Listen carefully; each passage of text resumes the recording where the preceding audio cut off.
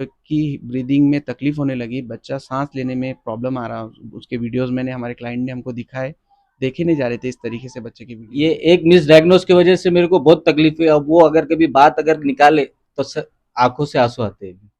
6 महीने सर जो आपका मुंबई में ट्रीटमेंट चला बच्चे के ऊपर, वो आपके 6 महीने सर कैसे बीते आपके ऊपर? वो 6 महीने की याद दिलाए तो मेरे को 6 साल के बराबर लगते हैं। इसमें जो तो शारीरिक मानसिक त्रास बहुत हुआ, डिप्रेशन हुआ, और सबसे ज़्यादा जो तो बच्ची को बहुत प्रॉब्लम हुआ। बच्ची के साथ जो एक मिस डायग्नोस की वजह से बच्ची को इतना 6 महीने का सफ़र करना पड़ा। और उसमें जो तो मेरी भी बहुत प्रॉब्लम हुई, मेरी वाइफ की भी बहुत प्रॉब्लम हुई। हमने खाना जो है तो रोड पर खाए, फुटपाथ पर खाना खाए, वड़ा पाव, कभी वड़ा पाव खाए, कभी दाबेली खा के हमने दिन गुजारे, और कभी तो बाहर सोए हमने। सिर्फ जो है तो वाइफ को अलाउड था अंदर, हस्बैंड को तो अलाउड नहीं था। हमने बाहर ऐसे पूरे 6 महीने गुजारे। ना हमारे को सही तरीके से फ्रेश होने को जगह थी, ना कोई चीज़ को जगह थी। ये एक मिस डायग्नोस की वजह से मेरे को बहुत तकलीफ हुई। अब वो अगर कभी बात अगर निकाले तो आंखों से आंसू आते हैं।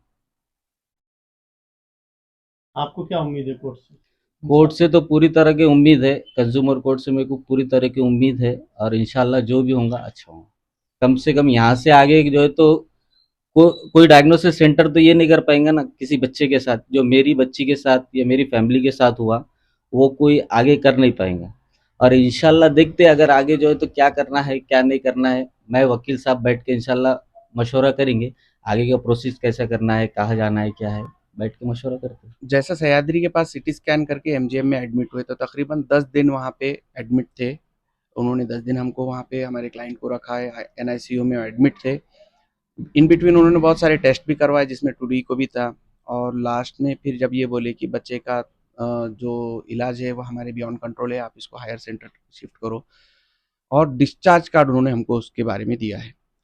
लेकिन सरप्राइजिंगली जो प्रॉब्लम एक्चुअल बच्चे को था वो डिस्चार्ज कार्ड में मेंशन किया ही नहीं उन्होंने कि उसको एएसडी है, 4 होल है, या उसका लंग डिस्ट्रॉय हो गया, खराब हो गया शिफ्ट होके दब दब के, ऐसा कुछ भी उन्होंने डिस्चार्ज कार्ड जोड़ दिए उसके एमजीएम वालों ने? एमजीएम वालों ने, तो उसके अंदर ऐसा कुछ भी मेंशन करके दिए नहीं।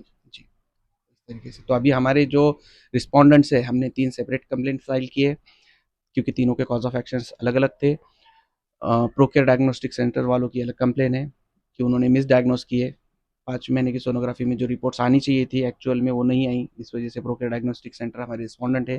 सेकेंड केस में सह्याद्री डायग्नोस्टिक सेंटर है, क्योंकि सीटी स्कैन में भी वो एएसडी उन्होंने है बोल के नहीं बताया, जबकि सीटी स्कैन में ईच एंड एवरीथिंग डिस्कवर होना आ चाहिए जाता था। है। जी, तो वो भी हमारे एक दूसरे केस में रिस्पोंडेंट है। और तीसरा केस हमने एमजीएम के पास एमजीएम के ऊपर करे कि हमारा ये कहना है कि जब बच्चे की कंडीशन इतनी सीवियर थी, बच्चे की ब्रीदिंग कंट्रोल में नहीं थी, तो आपने वहाँ पे 10 दिन उसके पास क्यों रखे, जबकि आपके पास उसकी फैसिलिटी अवेलेबल नहीं थी।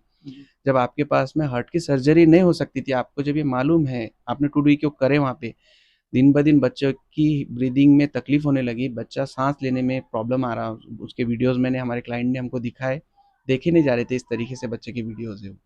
तो जब बच्चे की ऐसी कंडीशन है तो आपने 10 दिन टाइम पास क्यों करे, इमीडिएट बता देना चाहिए था, या इनका कुछ भी दूसरा ऑप्शन ढूंढ सकते थे। जैसा अभी लास्ट टाइम जब इन्होंने बताया तो उन्हें बॉम्बे में गए, एसआरसीसी में गए, और सत्य साई हॉस्पिटल में गए।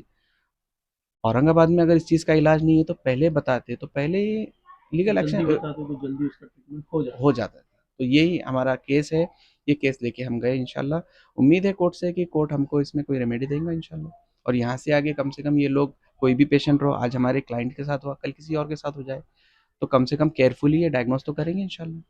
तो ये हमारा एक इंटेंशन था और हमने इस वजह से एक केस फाइल किया हुआ है। देखते हैं कोर्ट में क्या होता है इंशाल्लाह।